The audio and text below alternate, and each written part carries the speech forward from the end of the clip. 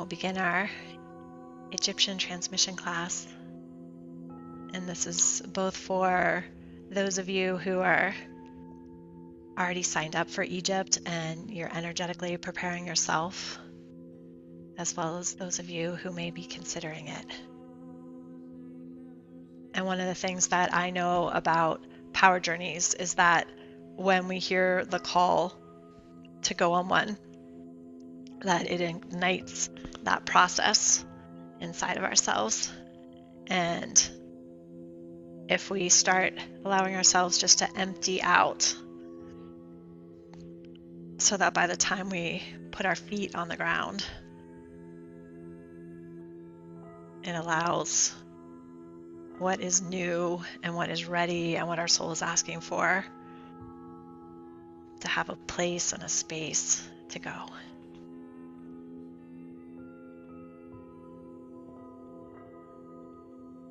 And so I'm going to go ahead and stop the PowerPoint part. Shift over to speaker view. So Megan, did you make me co-host just in case when the other Megan comes in, I can let her in? Thank you. Okay. And Yael is rebooting her Zoom right now, so. Great. There's Megan. Okay. Hi. All right. Welcome, Megan. Okay. So today we are exploring what happens when our old identity no longer fits, when our old life no longer fits, and we may not feel like we've completely landed and arrived in the new. And I know this has been a huge theme my entire life, these series of deaths and rebirths where one version of me no longer feels like it can hold the bigness of me, the authenticity of me. And so it shifts and on an inner level, and then it seeps out into my outer world in terms of relationships and where I'm living and how I'm showing up in my work and what's going on in my body. And the word that often symbolizes this to me is a threshold crossing.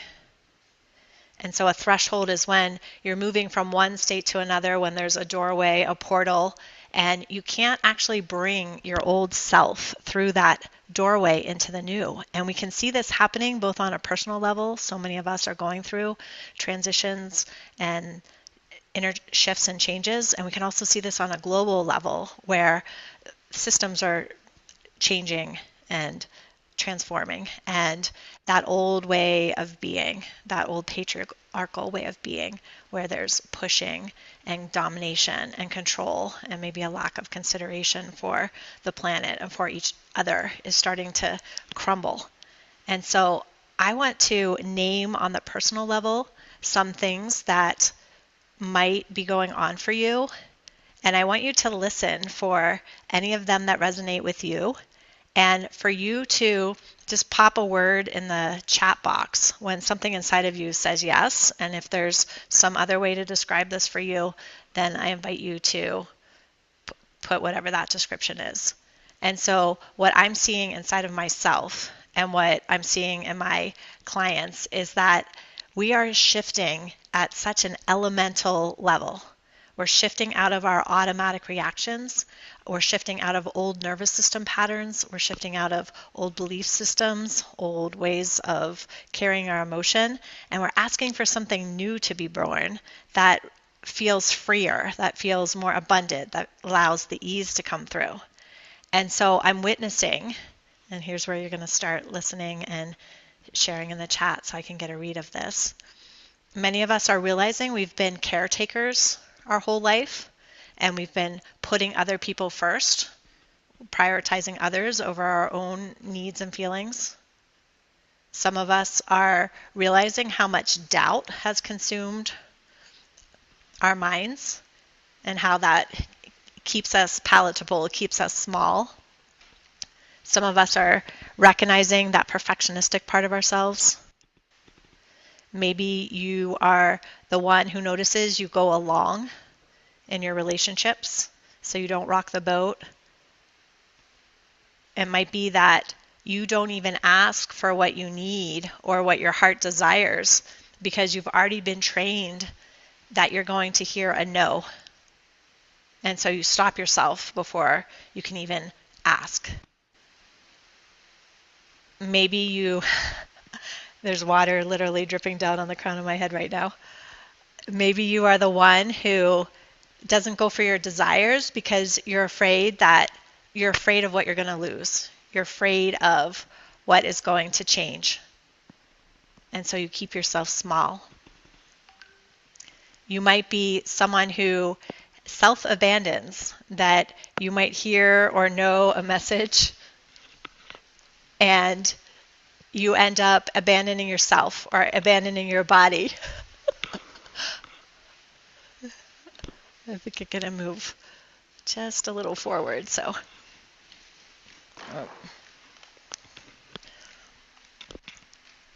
Perfect, Megan. We just got a really good shot of Isis on your necklace.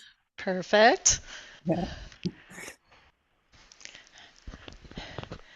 Maybe you're the one who notices how much you try to control, or you're the one who pushes anger away, or pushes grief away, or pushes discomfort away, or you're hypervigilant, you're bracing, you're pushing.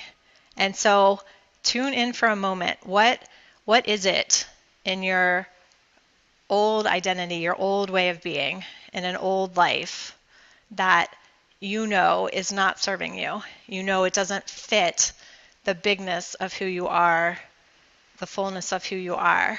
And I'd love for you to give me a little feedback in the chat box with just a couple words. Is what is it that's asking to be shed? What is it that's not serving you?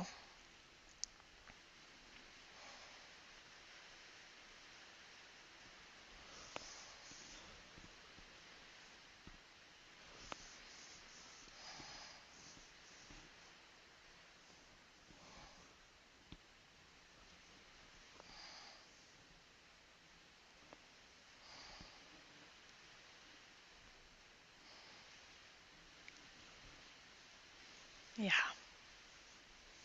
afraid of what I'll lose if I let go of old ways of being and maybe people, situations in our life.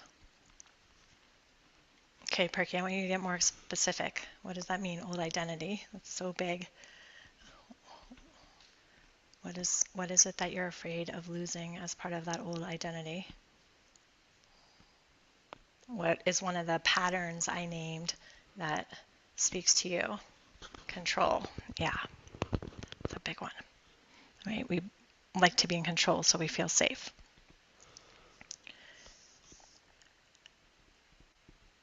Putting everyone first. Yep, not asking for my heart's desire. Hypervigilance. Yeah. And so a lot of these traits we're naming are very characteristic of women at this time. We're not alone in these massive threshold crossings. Releasing the critical mind and feeling that I need to control and plan ahead. Yeah. And so our tendency is when these uncomfortable old ways of being come up, we often want to push them aside, ignore them, try to get rid of them. And many of us are so tired of healing. How many of you have been on some kind of healing path for years and years and years, and you feel like it's like endless healing, endless digging, yeah, endless endless excavation.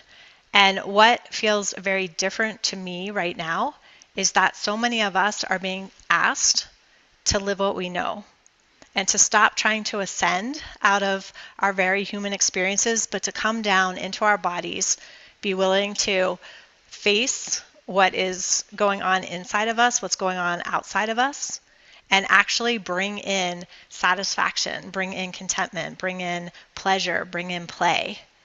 And so when I say live what you know, most of us know what our old patterns are. You all just beautifully named some for yourselves. You know what those habits are. You know what those emotions are. And you also know you have tools. This isn't your first rodeo. And it's not necessary to get more information.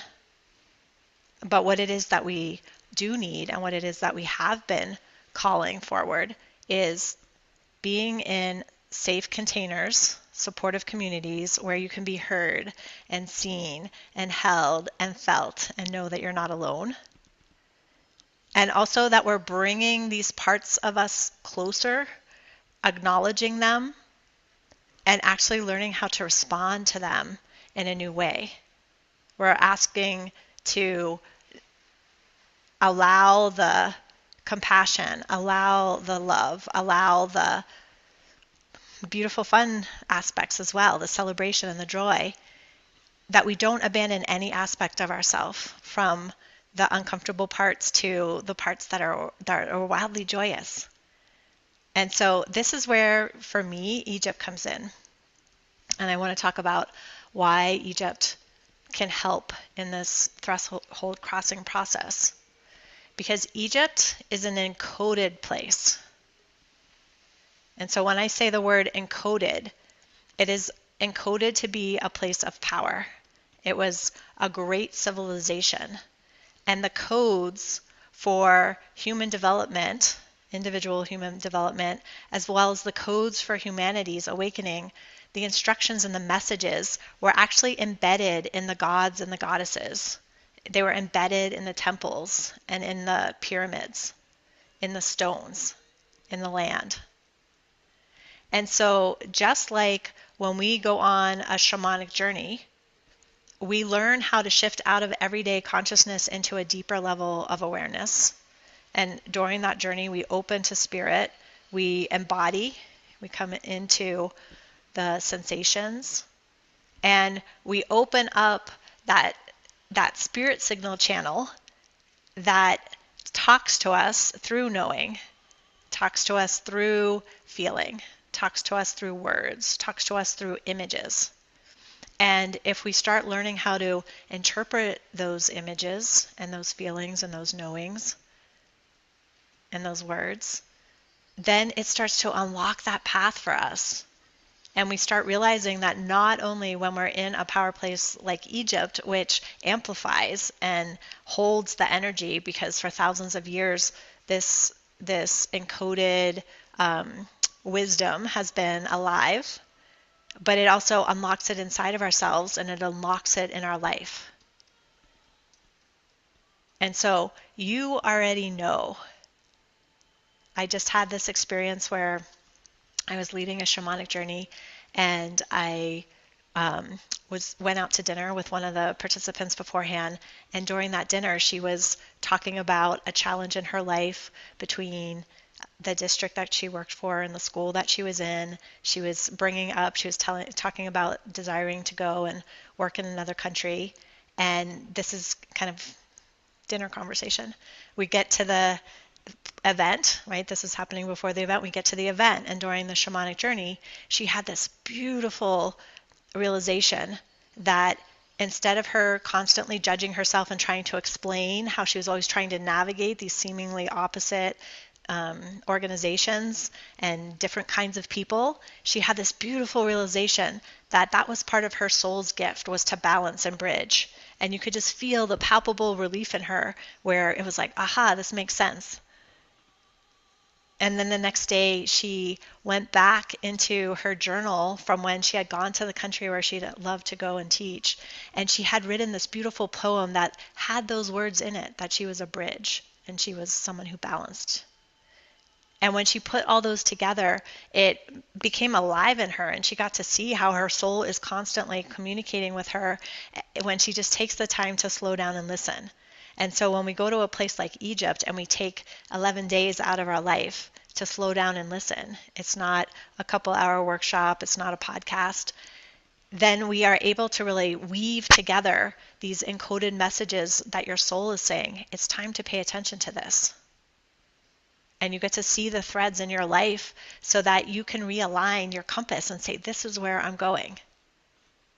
And so when we're in one of these threshold crossings where we're saying there's an old way of being, there's still residue from it. I've done a lot of healing, I've done a lot of growing, but there's still something that I'm carrying. and I'd like to really shift into the embodiment and the sensation of the new and start to see that reflected in my outer world, then we want to use the tools that help us take us up to that threshold and help us cross it. And so one of the ways we do that is to receive messages from spirit. One of the ways we do that is to have embodied experiences where we can hold that energy and integrate that energy into our life. And one of the ways we do that is we can ask for support, not just from mentors and guides, but also from gods and goddesses. And so one of the things that I love about working with Egyptian gods and goddesses is that, like god and goddesses from all over the world, I don't look at them as something that was worshipped in ancient times. I look at them as, how are they codes? How are they stories that actually explain your psyche, that explain your growth process, that explain how to cross that threshold? And so today we're going to go on a shamanic journey, and we're going to call in Isis. And I want to seed this with her story in case you're not familiar with it. So it will give you those clues, those codes, as how you might be able to use this for yourself. And so Isis, when she appears to me, she's the one that often comes and she wraps her wings around me. Isis is the goddess of mothering and magic and healing, the feminine. She's a symbol of the divine feminine, and she was a queen. She was a queen who was married to Osiris, who was a wise king. And he was a king who was known for the divine masculine. He brought laws and farming and closer relationship with the gods. And so you have these two different symbols, feminine queen, masculine king. And we can look at their story to see, how is it that the way that they embodied a way of being, an energy, could serve you. And so Isis is particularly known for taking our pieces and making them whole. And her story is that she welcomes all of it. She welcomes the shadow, the underworld, the light, the mystery. And when she was married to her brother, who was the king, Osiris, I just look at that and it's like she's a wife and a sister. And so I don't think they're talking about incestuous relationships. I think they're, again, saying she was all the different ways the feminine could show up. And her and Osiris's brother, Set, was jealous of the way Osiris was governing this kingdom. And to me, Set represents that human mind, the part of us that makes us small, that looks at our divinity and our wholeness and says, I want to destroy that. I want to keep myself in a box. And so what he did is he lured Osiris down to the river and he stuffed Osiris into a box. And that killed him. And so how do you do that yourself? How are you stuffing your own wisdom, your own knowing into a box? Your own bigness into a box? And Isis, because she loved Osiris so greatly, she went to find him. And when she pulled him out of the box and he was dead, Set went into a rage, and Set cut Osiris up into pieces. And he scattered the pieces all over Egypt. He hid them. And again, Isis said it was her calling to heal, to pull the pieces back together. And she brought her twin sister, Nephthys. And Nephthys recently came to me. Never heard of her before, didn't know she was part of the story. And so here's Nephthys, who goes with her sister. She's calling in sisterhood. They mourn together. They're holding space together. Nephthys supports Isis's magic and bringing the pieces back into whole. And she helps eventually raise Isis's child. And Isis and Nephthys are like two sides of the threshold. To me, Isis is the one who acts and heals and gathers and resurrects. She's the manifester. She's the form, the fertility, the visibility. And Nephthys is like the other side of that infinity loop, where she is the one who accompanies, she protects, she stands at the threshold. She is much more in that like mystery and in the darkness and in the gestation and the unseen and the fertile realms. And so what parts of the story can you relate to? What parts of the story can you say, oh, right now I'm calling in the unseen realms. I'm calling in the quieter accompaniment. Or no, I'm in a place of acting and manifesting and holding. And so when Isis and Nephthys put Osiris back together, they created the first mummy. And so I want you to also hear that on a soul level. Here's all your pieces put back together. You've gone on this deep journey of searching for the pieces, understanding the pieces, assembling them, but it's still dead. And I felt that so strongly inside of myself when I've had those times in my life where I've disintegrated and I've taken my life apart and let myself have time with a part of me that feels small and doesn't want to ask for what I need and wants to ignore the fact that I have matter and I do matter. And once I've reassembled myself, there's often that period of that in-between time where I still feel a little dead. I don't feel like the new is here. And so Isis breathed life into Osiris, and the two of them together had a baby, Horus. And so she literally remembered. She took all the dismembered parts and remembered, and that's what this journey is about, is wholly remembering yourself. And so Osiris ended up becoming the king of the underworld, and Horus became the new king, and he battled Set, and he started to be the ruler of that kingdom. And so there is that transformation that's happening. And that recognition that some parts of us stay in the underworld and they're still supportive. They're still the king. They hold that power.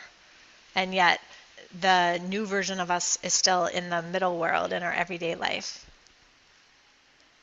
And so I'm calling forward this energy of Isis tonight and this energy of Nephthys tonight. And for those of you who are not familiar with this, Isis is said to be the mother of the lineage of the rose. She's said to be that mother of the Mary Magdalene lineage. And when we look at how these religions started sharing wisdom, Mary Magdalene, it was a priestess. She was not a prostitute. She was a priestess who had the gifts of sex magic, had the gifts, the anointing priestess, right? She put spikenard on Yeshua, Jesus's feet. And if you look at the Gospels of Mary, she was inviting direct wisdom, intuition into the Christian mythology, not to go outside of ourselves to a priest or a guru or a rabbi, but to bring our love and compassion inside of ourselves. And so we're going to go on this power journey tonight, and this shamanic journey, to see where your life and your soul are already speaking to you and how you can pay attention so that the images and the messages and the words are helping guide that direction of your life.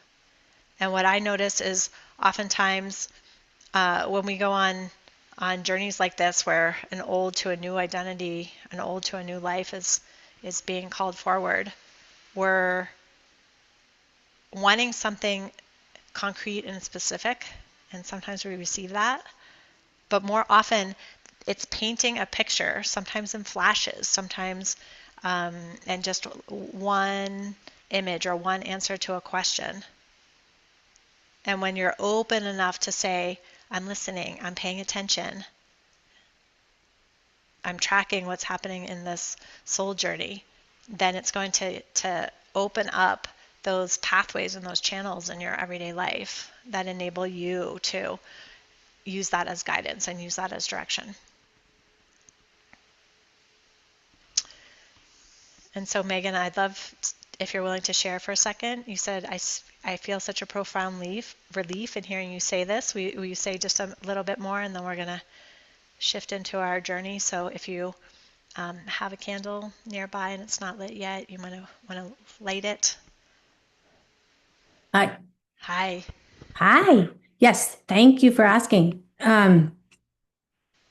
What it was when you said it's already there and we don't, it was way back when you said all the pieces are here. We already have them all. And we don't have to keep digging and keep excavating and all of that. I just felt like, yeah, that's what I feel up for is being with all the pieces and helping them come together and Yeah. integrate. Integrate. Beautiful. Yeah. Okay. So I'm going to take a moment to close my eyes and shift my own attention. I'm actually going to ask you to keep your eyes open for a moment. Shift.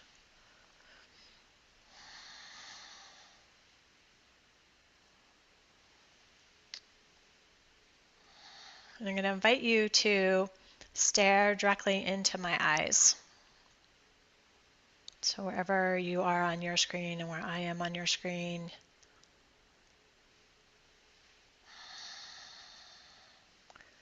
and for you to shift your attention and your breath so that you can feel yourself breathing, hear yourself breathing,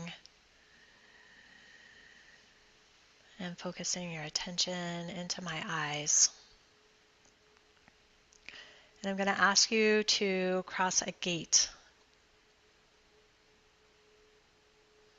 Again, working with thresholds. And I want you to listen for an answer that comes from your belly, from your womb, from your gut, not from your mind.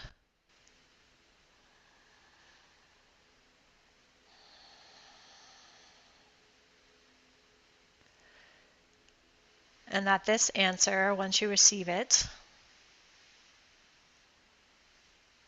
once you remember it, you already know it's already there. You can close your eyes and start the journey which I will guide. And so the question is, what box have you put yourself in? What box have you put yourself in?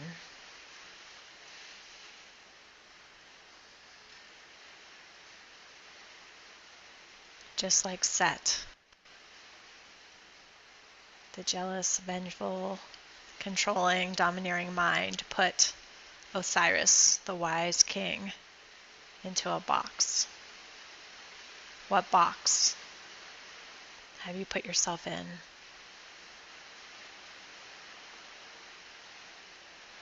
And when you hear or see or know the answer, you can close your eyes.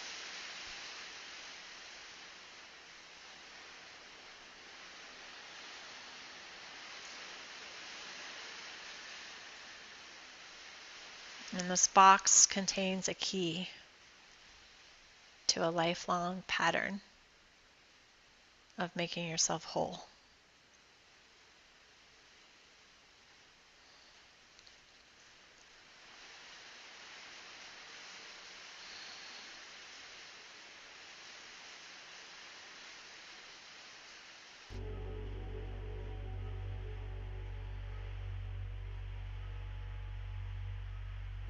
And so with your eyes closed, I'd like you to shift your attention to behind your physical eyes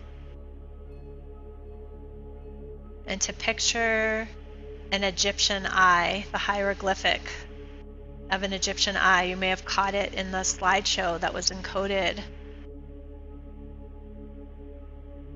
with all sorts of symbols.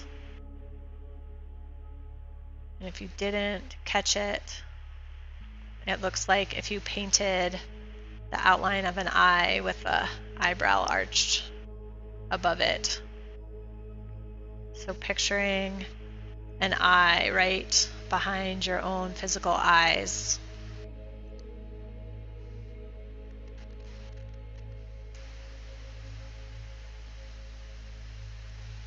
And you're going to place that eye right in the center of your body, which is in the center of your sacred circle. So inviting yourself to shift your awareness and your attention into your center and put yourself in the center of your circle. This is signaling to your soul that you are at home, you are at the center of your own world, that you are a priority, and that you're giving your soul permission to see all of you, human and divine.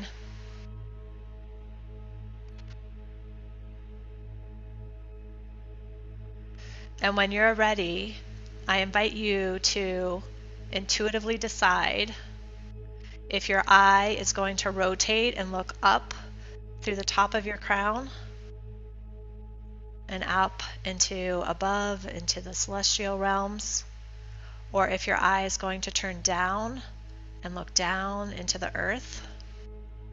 And since I've been inviting in this embodiment and this descension into living what you know, I'm going to guide the journey looking down. And if that is not the path you're being called to, then please listen. So as you rotate this eye down through the center core of your body, you are letting its gaze carry you down through your throat, sinking and dropping down into your heart. Taking a breath, letting this eye and its gaze drop down into your solar plexus. Taking a breath.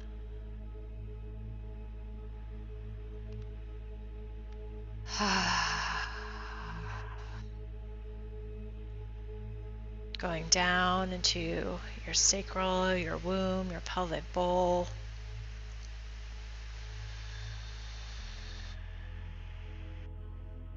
Breathing deeply with me.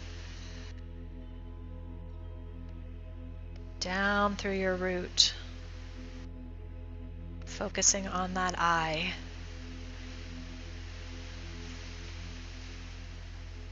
And letting it go down your legs, through your feet. And dropping down below the surface of the earth. That the eye can follow a taproot down into the earth, and for you to descend into the earth at whatever depth calls to you, whether it's close to the surface,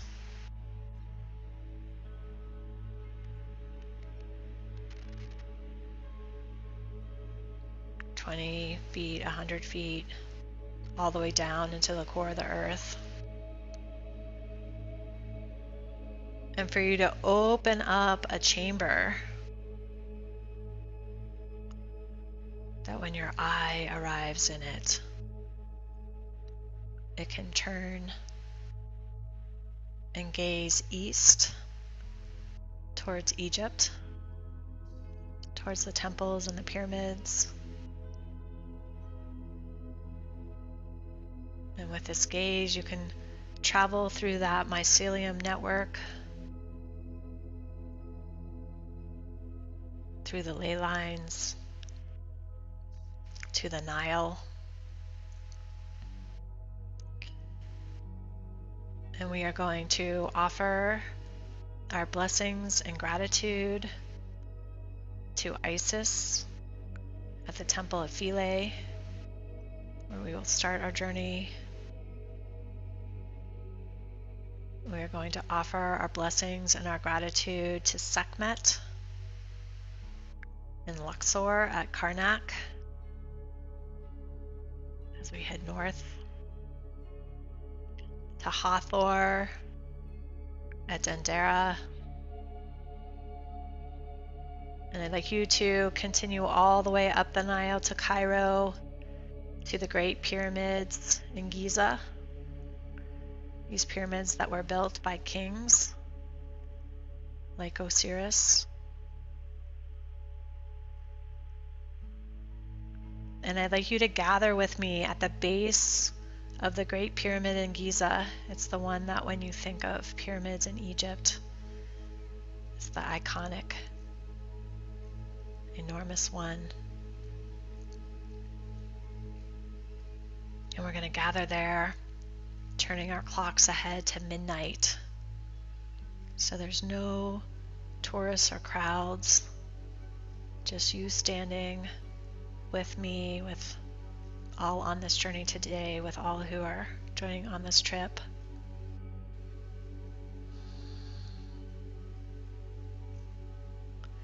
And you're going to turn that eye to gaze up to the threshold on the side of the pyramid where there's a doorway and opening. Climb your way up. It's about a third of the way up the pyramid. And before you cross that threshold, I'd like you to take whatever it was that you said, the way you've been putting yourself in a box, and I'd like you to lovingly place it at the door and say thank you for serving me.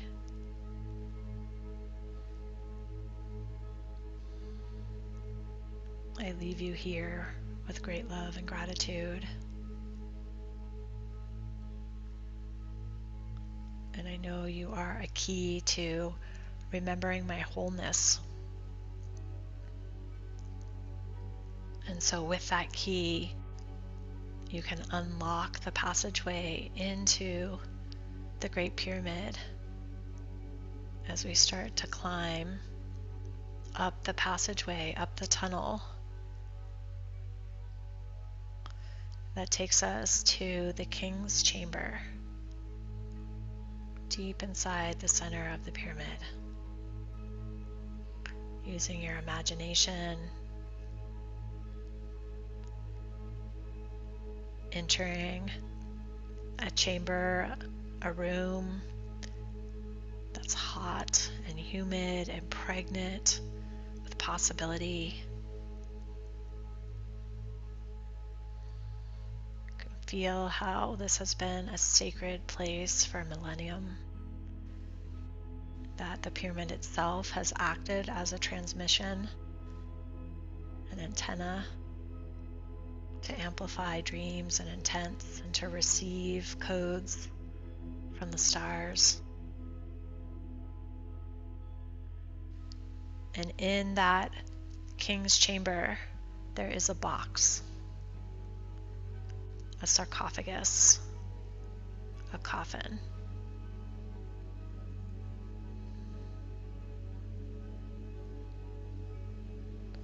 And my invitation to you, if you choose to accept it, is to go and lay down in that box, knowing that Isis is at your head and Nephthys is at your feet.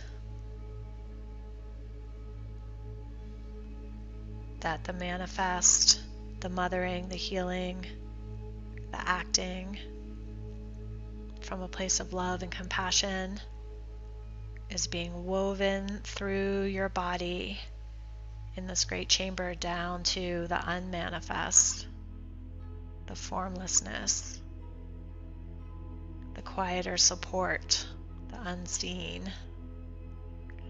the threshold keeper between life and death. And you are being held between the two of them.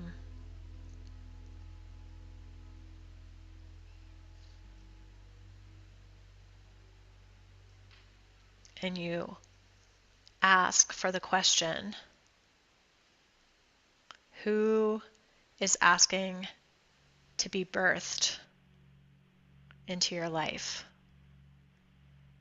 Who is asking to be birthed into your life, remembered into your life? The woman who, the man who,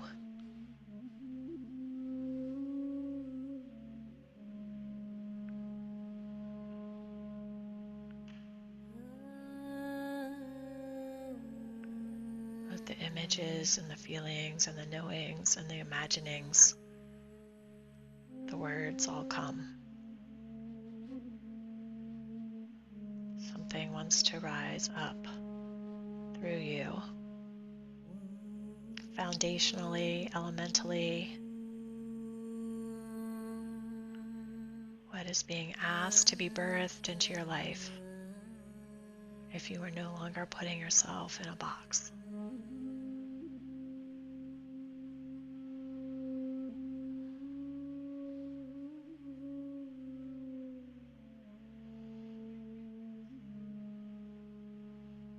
Don't waste this opportunity. You can make it up.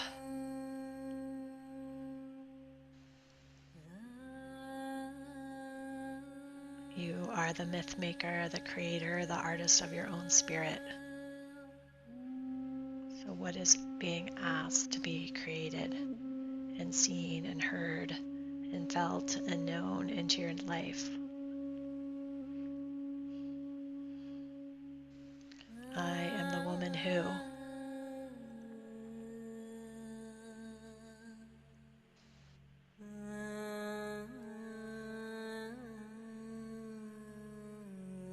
And let Isis and Neptus blow life into you and into your dream.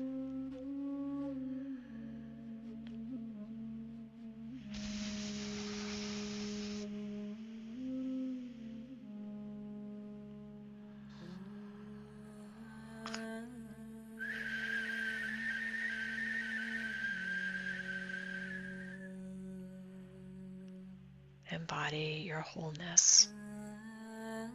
Embody your queendom, your kingdom.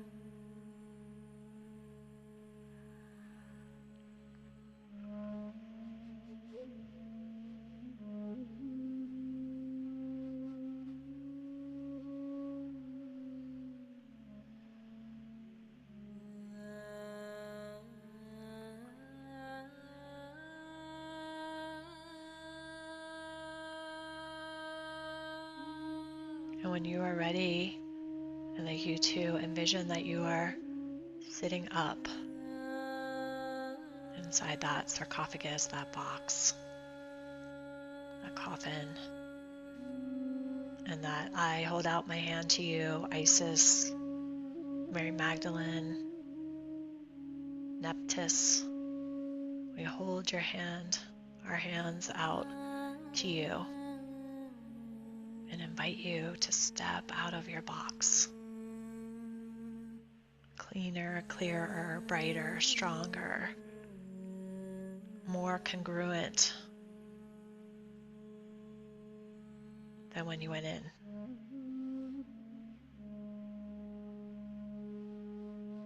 And take a moment to breathe down into your feet and let the sensation of this woman who rebirthed herself, remembered herself, emptied out and made herself whole in a new configuration with a new orientation. Let her feel what it feels like to stand surrounded by goddesses, surrounded by living humans, surrounded by great sages.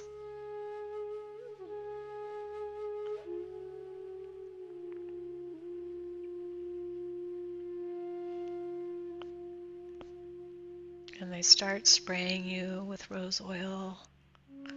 Start anointing you with spikenard.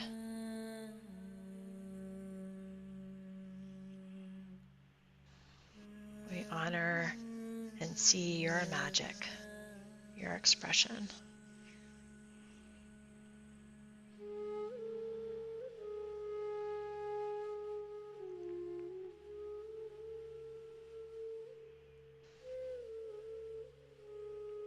And oftentimes on journeys we retrace the route that we came, but for this journey I'm feeling called that you actually ascend up through the top of the pyramid, through the point in the pyramid.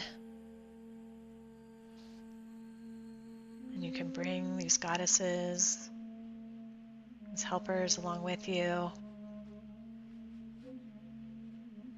And with Isis's wings, with your own wings, that in a great circle from the underworld to the middle world, now to the upper world, to be able to fly back to right where you're sitting in your own home.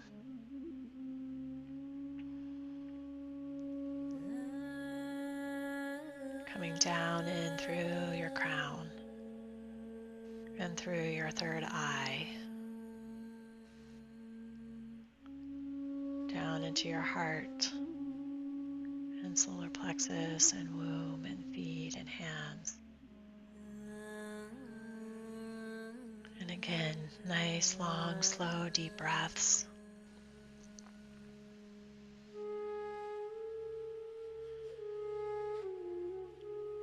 And this time I want you to put your attention again to the eye, the Egyptian eye behind your own eyes. It's a gate of dreaming.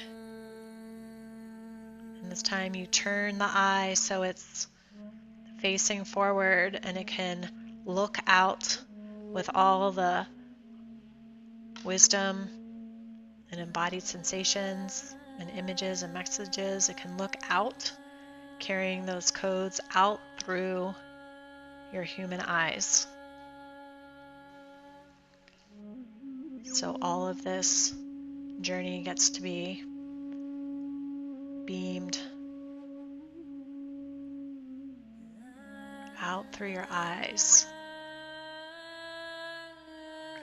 And when you open your eyes, I'd like you to look into my eyes again.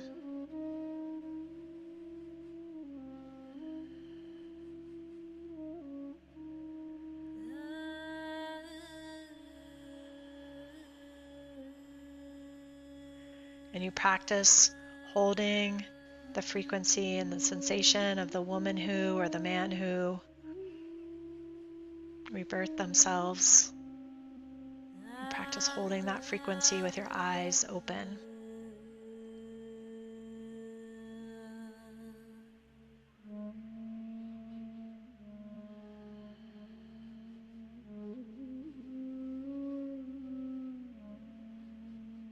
If you lose the sensation, close your eyes for a moment and reconnect.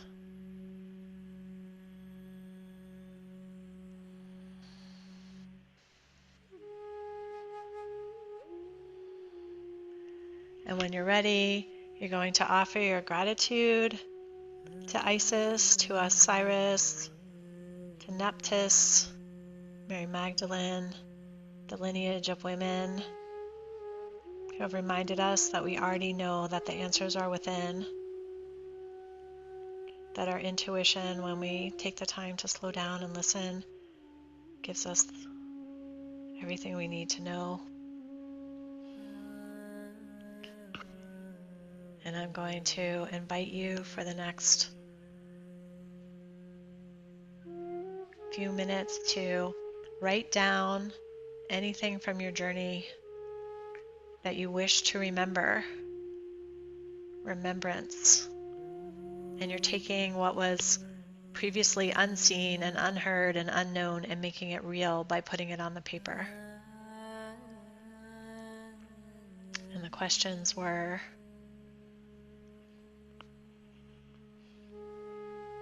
What was the box?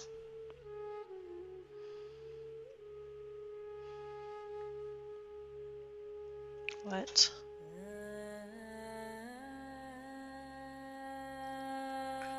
box did you put yourself in? This was the key to making yourself whole. And the second question is, who is asking to be birthed into your life? The woman, man, who? And let your hand glide across the page as if something is moving through your hand to just capture as many messages, fragments, flashes, knowings.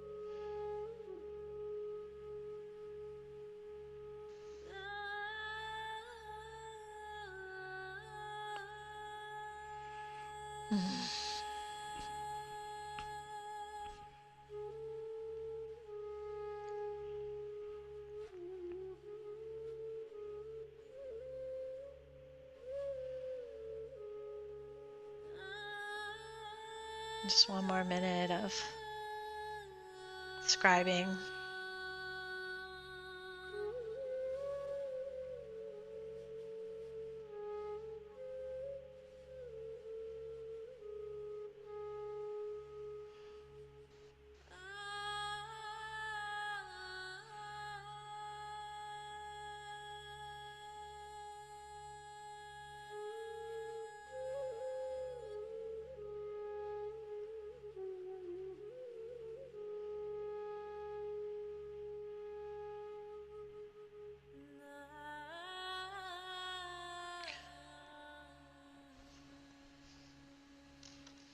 And so I'd like to give you one clue, one way in on interpreting this journey, and then we'll be close to the top of the hour, and I'm going to take a few minutes to share a couple of details about the journey for those of you who are already going. You're welcome to stay and let the excitement build, and also I'm going to give you plant a few seeds around how we're going to journey together. And then if anyone wants to stay on and share what it is that the messages you received and receive any support in clarifying them, I'm happy to do that. And so one way that we can really work with our soul journeys is to take one image, one message, one feeling, and ask yourself what that message, that image might mean to you. So for example, if you saw a falcon, what does a falcon mean to you? Oh, it's a bird that flies and has higher level perspective. It's very direct when it goes after what it wants. It can emit a very clear cry. And so how could the qualities of whatever that message was, or the qualities of whatever the image was, or the qualities of whatever you heard, how could that be like the answer that you were looking for? So who is asking to be birthed in your life? If you saw an image of a falcon, how can you be the woman who takes a higher perspective, who has a very clear cry that can be easily heard, who flies directly, goes for what she wants? And so you can play with the answers to your questions. And so I want to I want to name a couple of the qualities of going to Egypt. So if you feel complete about this journey, then I thank you so much for joining us today. And if you want to sink even deeper into the qualities of Egypt, then I invite you to stay. And so what I love about traveling to Egypt is that she reveals what is off my radar. And so for those of you who raised your hand saying, I've done a lot of healing, I have a lot of awareness, somehow Egypt takes us beyond that and it starts reweaving our life together. It reveals the places that you don't even have a clue about, that is beyond, is at the periphery of your awareness. And she illuminates that so that as you journey home, you're able to have a foundationally different understanding of your soul direction, your soul gifts, your soul messages. And when you give yourself 11 days to go on a journey like this, I always am humbled by the messages that come through in an hour or in a 2-hour journey. But to imagine yourself putting yourself in a place of power and opening up these channels day after day after day in ceremony, and then also mixing that in with the sensuality of Egypt. It's just a place that's like alive in color and taste and the breeze on the Nile and the foods, and yeah, it's just exquisite. And so when I take people to Egypt, I do it with special access, which means you're getting that, what we jokingly say, door number 2, and we get to go to these temples and into the Great Pyramid at night by ourselves, just our group. And what that does is it allows the noise of the tourists and the energies to really open up. And that is such a special experience. And when we can't have the whole place to ourselves, then in the classes that we use to prepare for our journey, then I'm going to teach you how you can put on your invisibility cloak and how you can still go into these places even when there are crowds and noise and guards, and still activate the temples. And so what I want to invite you to drop into is that if you're feeling called to this journey, or if you've already said yes to this journey, could you be the woman who focuses on herself? And I know the women that I attract are women who tend to be givers. They tend to be psychic and intuitive and empathic, and they're already healers, they're already practitioners. Can you be the woman who says, I'm actually taking this journey for myself? And at some point along the way, not because I'm automatically doing it, not because it's an elemental part of my wounding or my personality, I'm going to offer an insight, I'm going to support in a ceremony, I'm going to offer a dance class, who knows? Because I welcome and invite your medicine and your gifts, but only when it comes through overflow and it comes from choice, not just because that's your habit.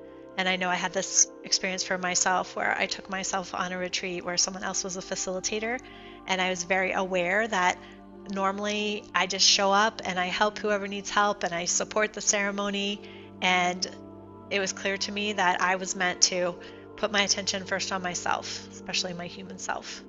And then at the very end of the retreat, Spirit invited me to go and make an offering to the retreat leaders, the ceremonial leaders.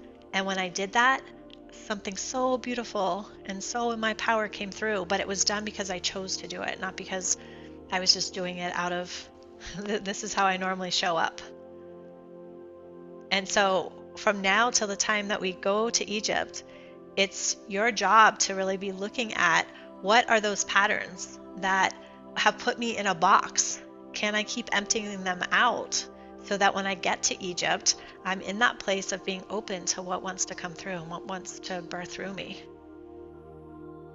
And so that is one of the beauties about going on this particular retreat, is not only are we doing the kind of 5-star small group experience, but we're also preparing ourselves.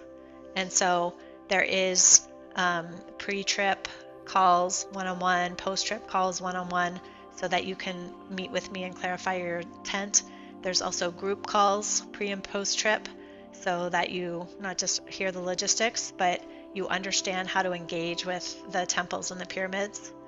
And then we also have a online preparation program that introduces you to the gods and the goddesses and the temples, not because I really care that you can tell me a story about any of the gods or goddesses, but so you actually have an experience in your body of what that energetic is like. And that you can then carry that with some level of, I've already planted that seed. And I know for myself, because I've gone to Egypt now several times, it's like each time I journey or each time I physically go there, more opens up to me because I've developed a relationship with these archetypes and these energies. And so I'm just going to pop the trip page into the chat box if anyone wants to explore that for more information. And also the link if anyone wants to have a conversation with me about this, because our enrollment window is closing. Our tour operator is booking hotels and internal flights and all the things. And so if you are someone who's making that decision, if you're at that threshold of saying yes, that I just encourage you to stop abandoning yourself and your desire. And the more that you're able to say yes to those soul nudges, the more your life opens up, and the synchronicities and the serendipities and the people who are going to create that supportive new identity part of you, the more that they're able to show up, the more that you're able to show up for yourself.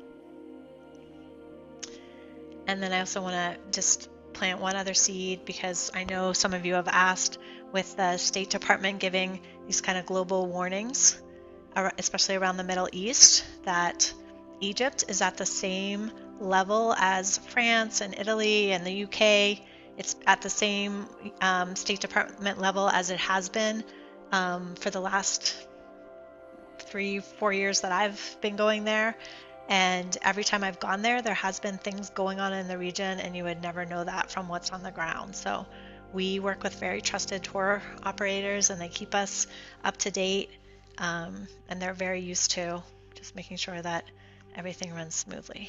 So if you have any questions about that, we'll also post that in our WhatsApp group for the trip, so that everyone can take a breath and feel reassured. Okay, so are there any questions before I kind of open it up to some sharing? Any questions about the trip, about what it is that I've shared? Anybody want to share an excitement about it?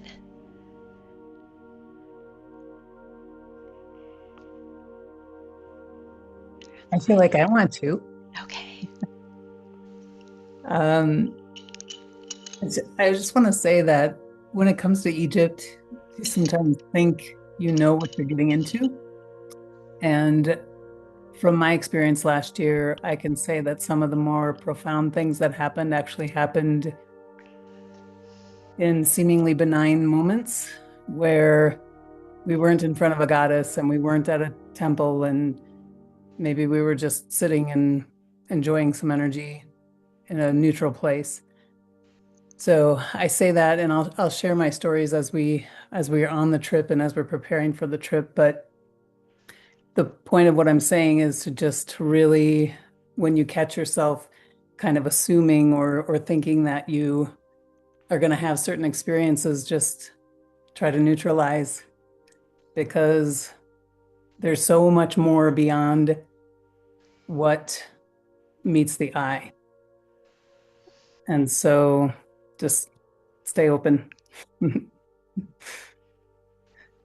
is pretty yummy when we can have the moments, not just in the big ceremonies, but also sitting on the boat, going across the Nile at dawn and having a meal, and someone shares a reflection or shares an experience that just opens up and unlocks something for you. So, yeah, thanks. Okay. So, I want to check in. What messages came through around what ways you're putting yourself in a box, and also what wants to be birthed? Who's willing to share?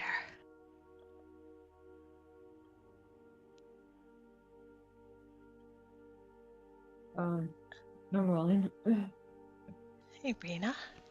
Hey, um, so I felt like was well put in the box is like shame and guilt and not worthiness and leading to like the critical mind of like, oh, I should have done that. Why did I do that? Why did I go to that X, Y, and go to that thing or that event or um and um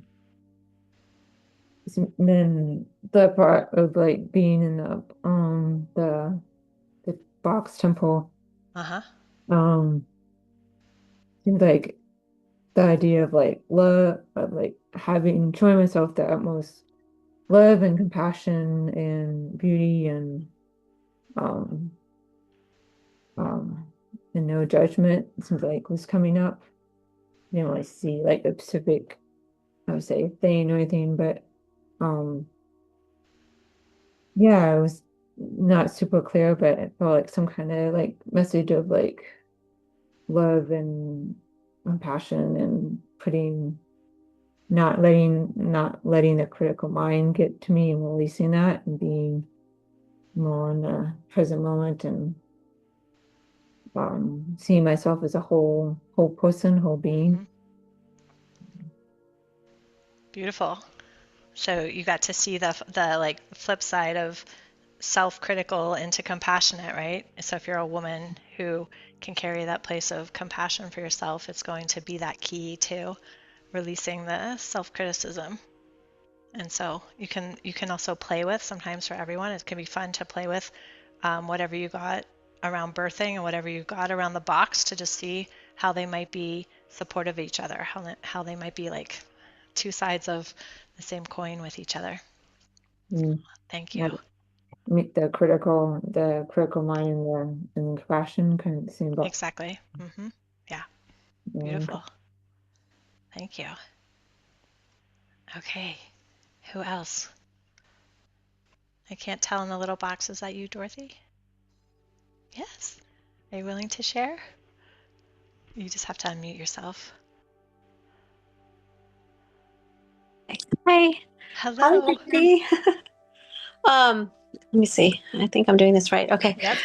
Um, Same box, unworthiness. Definitely something that I've always known. Mm-hmm. But it was interesting in our journey. I saw myself flying wings through, um, like through it, conquering the unworthiness. But um, it's definitely something that's been a lifelong journey for me, is getting out of this box of unworthiness, and maybe Egypt is the place that I will find that. Mm-hmm. And so what was being birthed on the other side? What was the like the woman who fill in It the blank? was it was freedom, I Mm-hmm. think. Freedom. Good. Uh yeah, I think that's the biggest word I can say, is like be feeling free from the chains that I've felt, um or I'm feeling Yeah. now. Yeah. Okay. So I'd like everyone to do this, to pick whatever the most like prominent word or feeling or image is from who you're birthing. And I want you to ask yourself, and Dorothy, you're going to be the one who articulates this out loud. How could you take one small act to allow that sense of freedom to be in your life, like in the next few days?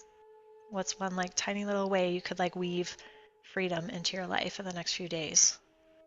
Well, the first thing that comes to my mind is grace. Give yourself grace and permission to be human. You know, it's okay that you feel this way, but give yourself grace in the moment. Mm-hmm. Don't beat yourself down because of feelings of unworthiness or, um, yeah. Okay, Um, beautiful. So what's going to be your signal? Like when you feel unworthiness in your body, where does that come through? Like what's the sensation that you feel in your body and where is it? Is it heart, throat, gut? I think it's hard. I think it's hard. I think um, it's funny because it's a for me it's a knowing. Like I know this is something that keeps me from growing, but I also know where how to create, I don't know, forward movement, but I get stuck. Okay. So I want to just like break down a couple pieces so you can like do this week. So when you notice something's going on and that unworthiness comes up, you said you felt it in your heart. Yes. So I want that sensation, like give me a word that describes the sensation. Is it sharp or heavy or okay, Heavy, like a heaviness. awesome. I just got chills. So when you have a heavy heart, when you feel your heart's heavy, Yeah. I want that to be like a flare, like it's shooting off a flare into your mind of it's like pay attention. This is spirit saying pay attention. My body saying pay attention. So when you feel that heart heaviness, I want you to, if you can, put your hand on your heart and take a breath and pause and just ask yourself, how can I give myself grace in this moment to be human?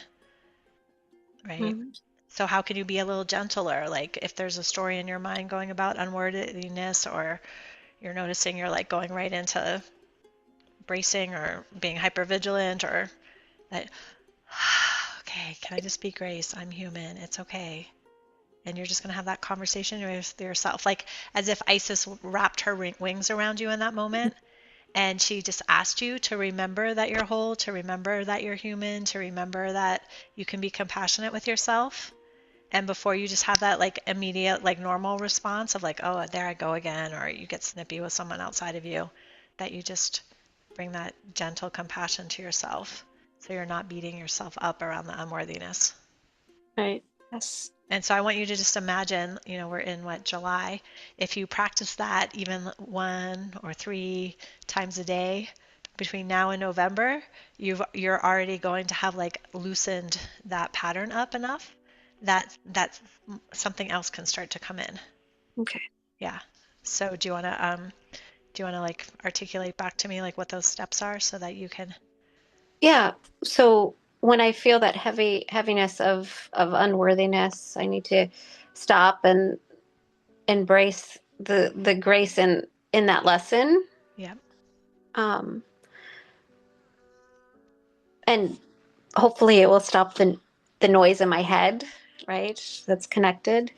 Um, and going forward, just remembering that to give myself grace in those moments when I Yeah. feel the heaviness. Yeah. And if all you can do in that moment is like, you're on a flight and you're like, I don't have time to do all Yeah. this, even like one deep breath, right? Or one little Right. and keep going, right? Just little Right. moments of grace of like, or if you notice like, oh, there I go being unworthy again, then you don't go into judgment and then judgment of judgment. You just give yourself grace of like, okay, there I am. Okay. Hmm. Okay.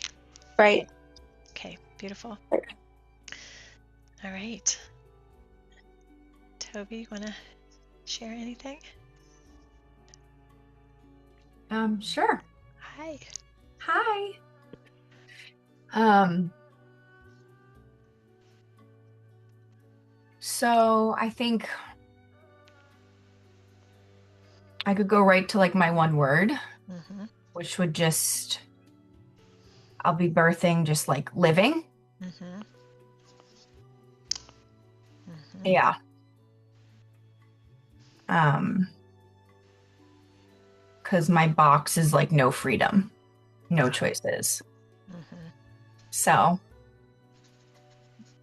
yeah. I feel like living is like a code for you.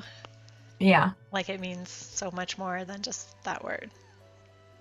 Yeah, like when you asked, to kind of sit on it and what does it mean? It's like I definitely have to sit with that and like see what that looks like Mm-hmm. for sure, all the facets of it, but um yeah, when I was greeted by Mary with a rose, it was just like offering me choices and offering me freedom Mm-hmm. to achieve that living that I'm feeling in deficit of. So it Mm-hmm. was really, really beautiful. Mm-hmm.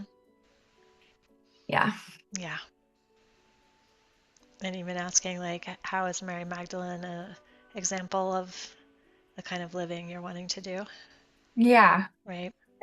I was definitely I got that message actually, um, even to anoint my own toes. Uh-huh. So I'll be putting oil on my feet. Love it. Yeah. Yeah, and Um, I mean when you're doing like she was an anointing priestess, right? And mhm. so when you're saying you are an anointing priestess, like what is it that you're honoring about yourself to say Right. your feet are sacred and holy and you're like I'm just watching you take like step by step into this new way of Yeah. living. And so, yeah, just that like one simple act of putting oil on I your want to feet. remember like what makes me special. Hmm. And like, when you said like, what's the first thing that like when you're talking to your higher self and that first word, and it was just like, oh, special. And I'm like, okay, so what is that? Hmm. So I'm excited to explore all this. And like Dar said, you know, coming back to those meetings of remembering. And I'm Yeah, looking forward to that in Egypt, yeah, just sitting with myself and spirit and just like, really excited. yeah. Gonna be beautiful. I'm excited if you take this invitation to just like be there for yourself and not do all of Right. our automatic of like, because you're so amazingly able to show up for others and to really like hold that tension inside of yourself of, okay, like I'm here for myself. And like, yes, there's going to be some moments where you get to choose, right? Because you just said that, Right. like your choices. And so that feels Right. like that's part of the code too, of like that gives you freedom when it's not just Right. you're automatically giving, but you're choosing. I think that is a key word is choices. So Yeah. maybe that'll be a pattern theme. Hmm. Yeah, good point. Yeah. And I feel like just your light and your way of like moving through the world, it like makes you special. Like I think I've said this to you before, but it's like I can see it's like even when you walk through like the grocery store or you walk through the airport, it's like your energy field is so big. It's just like Aw, touching thanks. everybody, whether they know it or not. Yeah. Okay. Thank you. You're welcome. Perky, anything you wanted to share before we close? Sure. So my box has always been the phrase that I recognize as less than. So it's another way of saying, unworthy. And obviously there's a theme within this group and then also in the greater earth. And then when I asked who who wanted to be birthed, apparently it was Cleopatra. And then I kind of, as usual, laughed at that. And then I felt into that a little bit more. And I was like, well, I think she was the Queen of the Nile, Mhm. which to me signifies that it's time to let the waters of the Nile just take that falseness away, to let go, to release. And then I think the Nile itself is about fertility. Mhm.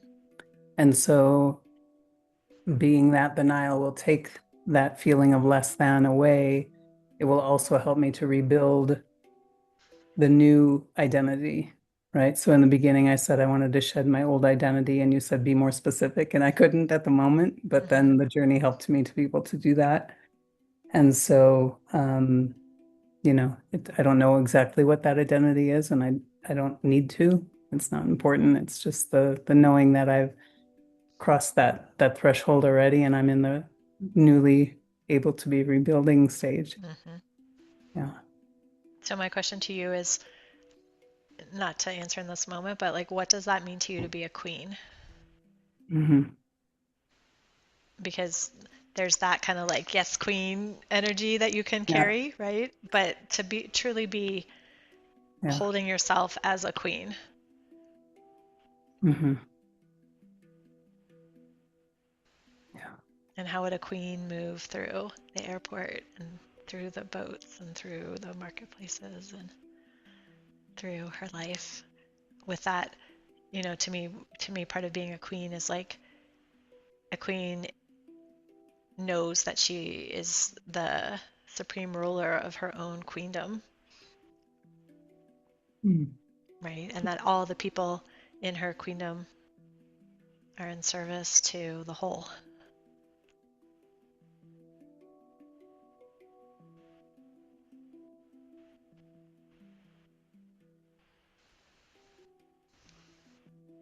Okay, Thank you.